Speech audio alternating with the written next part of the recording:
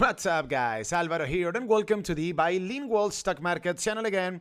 Let's go ahead and talk about some stocks and about what happened today in the markets. And as usual, on Tuesdays and Thursdays, I am going to be talking about the markets today with my good friend Mario. What's up, bro? How are you? Hey, what's up, Alba? How have you been? How's it going? Good? Yeah, not bad, man. Not bad at all. So, what do you think about the markets, Mario? We are in this shop formation. Where are the markets going to? What do you think? They What don't do you want to think? go above. They don't want to go above a certain point because of the lagging in financial sectors and industrial sectors, and they don't want to fall further because of the strength in defensive and technology. It's kind of in a weird place. Let's see which gives in first. And the markets finally assumed that we are heading into a recession. It, Yep, it we is can see not that. it is not a matter of this. It is in a matter of if. It is a Mhm. matter of when. Yep, So financials, industrials got gone. absolutely killed as of now, Mario. Not Yep, even one single stock inside financials and industrials are above their 50-day moving average. absolutely brutal, bro. Unbelievable. I am not talking. We are not talking about. I mean, we are no longer talking about, speculative stocks, the Hmm. ARC innovation type of stuff, stocks, the Hmm. SPACs, the higher multiple stocks getting killed. No, we're talking about financials, bro. We're talking about Bank of America, J.P. Morgan, Goldman Sachs. We're talking about Caterpillar. We're talking about John Deere. Absolutely killed. So the markets are getting it right. Yep. They're getting it right. We are heading into a recession, and now the big question is how deep and how a recession might be lasting here in the U.S. So, I want to put some information on the table. The Hmm. next important and very important economic data that we're going to get is going to be the CPI, which is coming out on July 13. Then we Hmm. have the jobs report, which comes out on July 8th. Then we have the beginning of the new earnings season, which kicks off with JP Morgan on July 14. And next month, we have on July 28th, we have the GDP report Yep. for Q2. So from now, today is June 23rd, Hmm. until let's say the jobs report, which comes out on July 8th, where do you Hmm. think the markets are heading to? I think we're gonna have some optimistic rallies like whatever we got today, Mm-hmm. and it's, as I said, it's a divergence which has been happening within the sectors of S&P 500 itself. Mm-hmm. The technology is getting some bids because of yields going lower, and the defensives are getting Yeah, some the bids 10-year Treasury because yield has been coming down, gone but it destroyed. but, but it didn't break support at three Oh no, percent. it didn't. But in It the didn't break morning it support. did. In the morning it did. For a while it was completely gone. It was going Mm-hmm. lower and lower. I think TLT touched 115 today, Yeah. and after that we got Don't rejected at don't the don't remind me 200. about TLT because Why? I have calls and I'm getting killed. But Oh those my calls God. expire in late August, so I'm still in It'll be time. fine. I'm It'll be fine. Yeah, fine. I still have some Hmm. extrinsic value over there. So, Hmm. do you see a huge leg down here, Mario, in the next few days? Depends, bro. To be honest with you, it totally depends. I'm pretty sure it's possible because we are still in a downtrend, but I won't be ruling out a possibility for the rally to continue Okay. until like at least 380 or 380, 350. Okay. I mean So that's until an that I zone. mean that's a rally. That's a tiny rally. If you want a rally, then like we can just go ahead and fill the gaps like which we have opened at like we Do you have want to one pull up? gap. Go ahead and pull Yeah, up let me the pull yeah it the up. SPY chart. Absolutely. Let's go ahead and go over the charts Yeah, right so away. we got like two different gaps in here. Like if you want a rally, then like we can go ahead and fill this gap at like 390 first, and then we can go all the way higher and fill the gap at 401, and then we Okay. can go ahead and run a test to the bottom of the range at 407, and then we can down, and then we can just like plummet again. So So that's my question, Mario.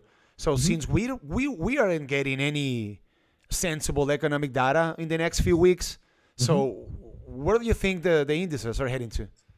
Bro, speaking of sensible economic data, in 2021, none of the data which we got was sensible.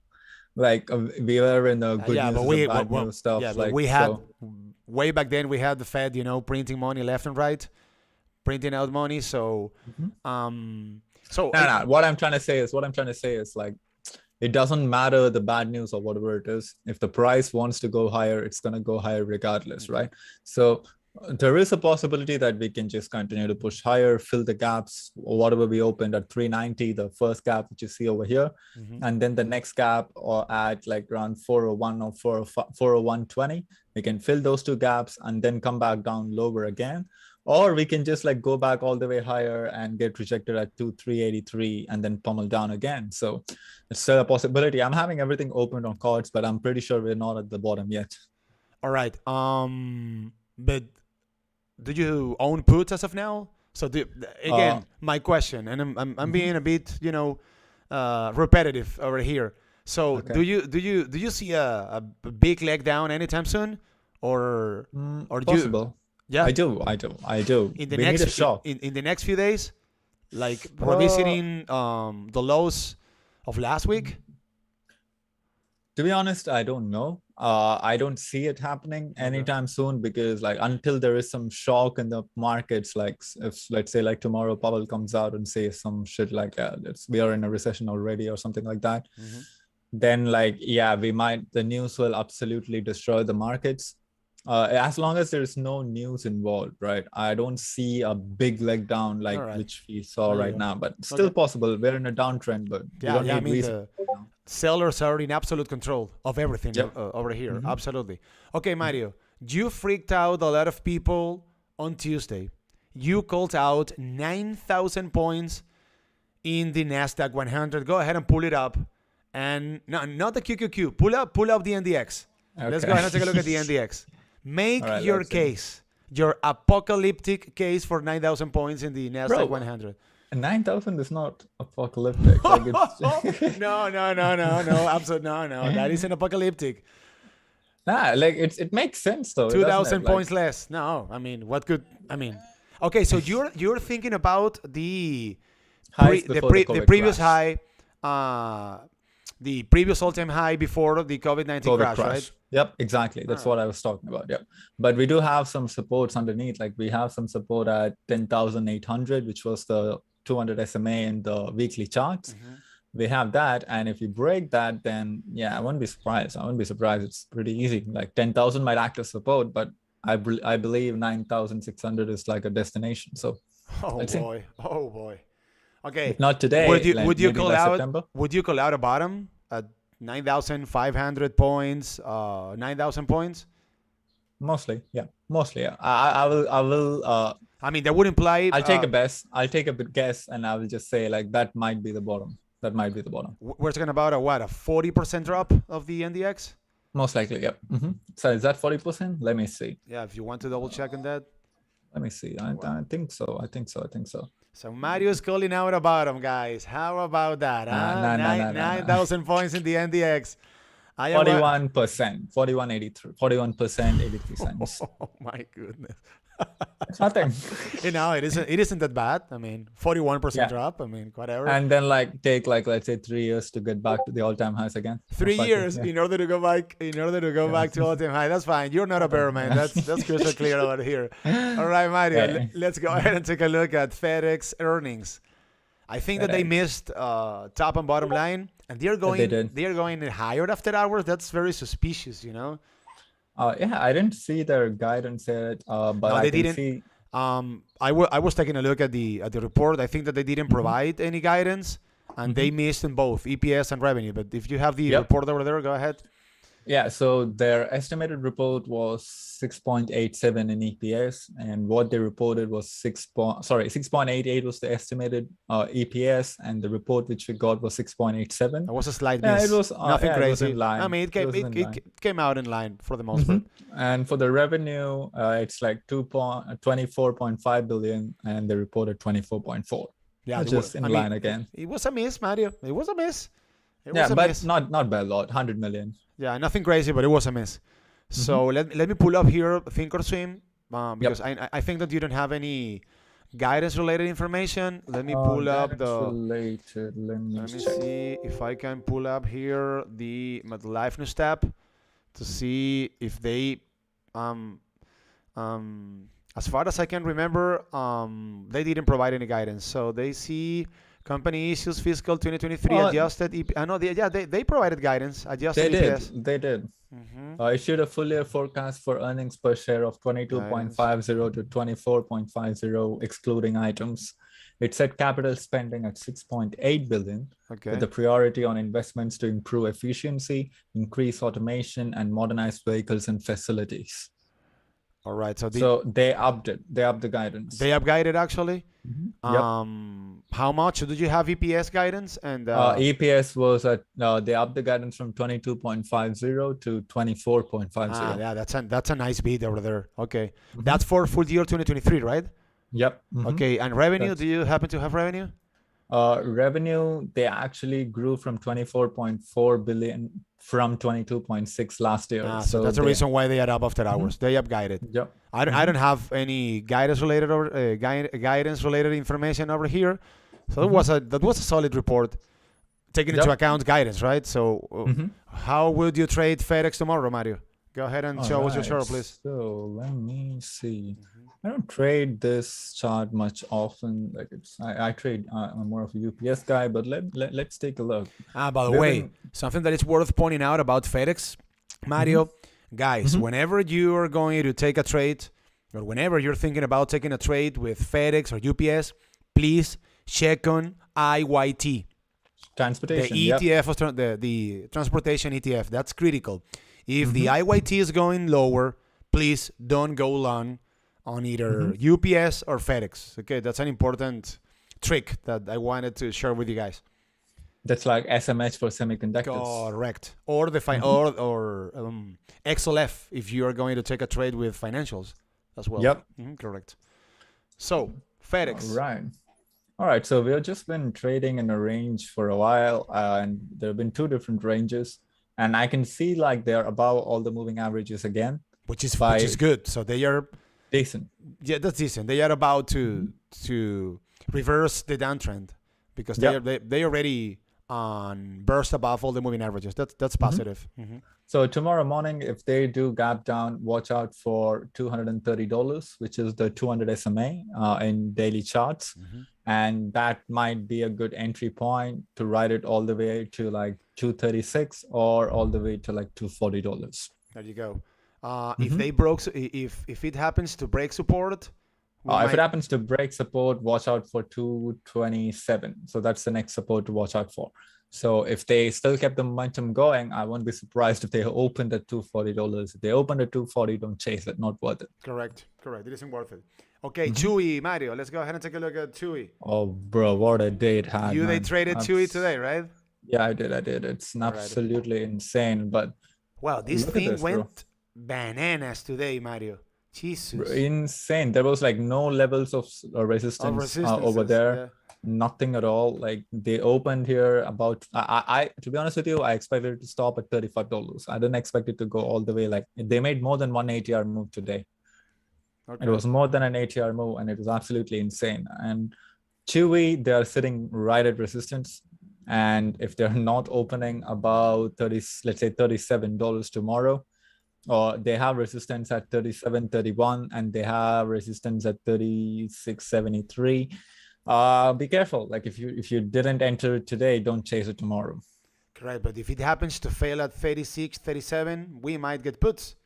That could be in the cards. You might get puts. Yeah, you might get puts and you might ride it all the way down to. There is a support level at $34.89, which was the consolidation range after the shares went public. So 34.96 is important levels to watch out for. So if we do get rejected, I won't be surprised if it goes here to $37, comes back down to 34 and then consolidates for a while until the moving averages catch up, and then we'll take it from there. All right. Awesome. Perfect. Sounds like a plan. $34 would be also a spot in which we can get shares or get calls as well. All right. So let's wrap it up with a snowflake. Snow. Well, we had another good day as well. I think that this stock went on an absolute tear today, I think. Oh, yeah. It was up like 13%. Jesus Christ. What a crazy day, huh? Take a look at that candle. Yeah, it went up a lot. Yeah, it looks like tomorrow it can run a test to like 150. It closed at what price? It closed at It closed 147, at right? 140. No, it closed at 143. 143. So we can run a test to like 150 tomorrow. All right. Well, that would be a super trade, right? Yep, $7 more. Like it'll be interesting. Is it overbooked? Do you happen to have the RSI over there to take I a don't look at the have- RSI? Let me pull it up. Yeah, you don't use it, but I use it a lot, so I'm No, curious. it's not overbought. No, It's not no at way all. it's overbought. That's a No daily, way right? overbought. Yeah, that's a Yeah, it's daily a daily. chart. It is sitting at you look 50 at 4 something. hours. So 4 hours right here for you. It's reading at 63. It's not that. Oh, it's not overbought. Like we still have more juice to go. We can get to 150 easily. If momentum keeps on going on, it can fill that gap up to 150 almost, right? Yeah, Yep, we need to keep a close 150. watch on Snowflake, and obviously, if tomorrow we happen to have another risk on mode day, this could be a runner for sure. Yeah, bro, I wouldn't be surprised, like because the ATR in the stock is at $11. I mean, $12 almost, right? All right. So I wouldn't be surprised if it breaks 150 and closes above it on like tomorrow. 153, 154. There you go. Yep. All right, bro. So let's wrap it up over here. Please tell the guys about your Patreon. And by the way, you need to come back to to the big screen.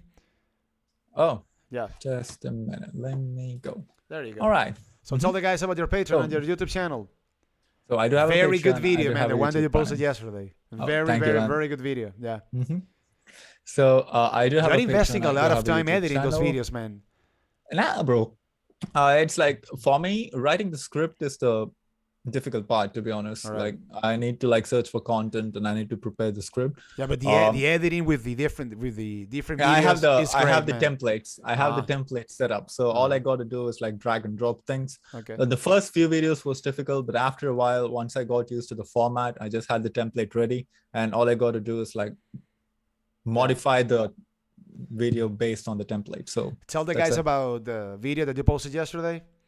Yeah. So I posted a video yesterday comparing the sectors which outperforms in a recessionary environment. Mm-hmm. I compared the 1970s scenarios of recession and stagflation and which sectors outperformed at that time. I also went over in a basic way about what happened and what caused the recessions and what you can do to protect your portfolio, what sectors you can be on to protect the portfolio. So check it out. Yeah, check it out. The link of Mario's YouTube channel is down below. And tell the guys about your Patreon.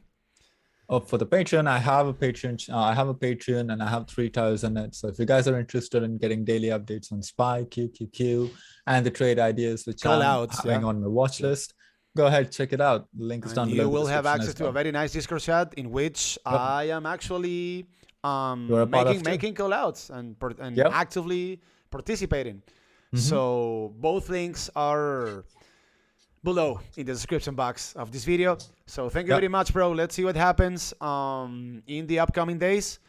In my opinion, I think that we aren't going to see a huge leg down because I don't see any. I mean, I think that the market's already discounted a lot of bad news, and we might have worse news, but in July. So if we happen to have very bad news in July with the CPI, the jobs report, the new earnings season, we might go lower. And I do see the S&P 500 visiting September. We're going there. Really? Yeah. I mean, we have a guy in our Discord that says that we are going to revisit the COVID-19 lows in September. Mm-hmm. So, I mean, I hope Richard. I hope for Richard to be mistaken, obviously. So whatever. Thanks, buddy. Yeah. Thank you, guys. Take care and see you guys on Monday. Bye. Have a nice weekend. Bye.